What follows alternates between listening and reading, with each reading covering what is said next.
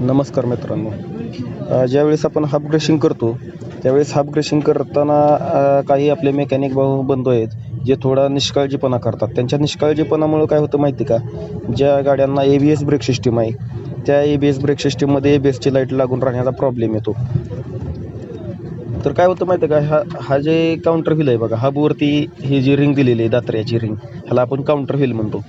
हे काउंटर व्हीलवर जर असं हाफ ब्रेशिंग करताना ग्रीस लागून राहिलं तर हे ग्रीस काय करतं माहिती आहे का, ज्यावेळेस व्हील स्पीड सेन्सरच्या समोरून हे काउंटर व्हील फिरतं किंवा ही रिंग फिरती त्यावेळेस काय होतं, व्हील स्पीड सेन्सर हे काउंट करत नाही.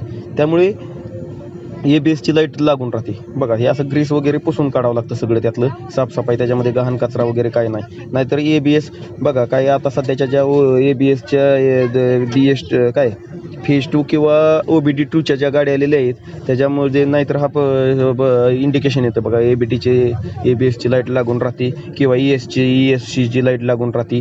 तर हे प्रॉब्लेम येतात. मग ह्याच्यामुळं काय होतं, ज्यावेळेस ABSमध्ये ज्यावेळेस ऑइल लिकेज होतं, ऑइल लिकेज होणे किंवा इनर बेरिंग जाणे, बेरिंग गेलेली ही असं काही समजत नाही, कंटिन्यू ABSची लाईट लागून राहते.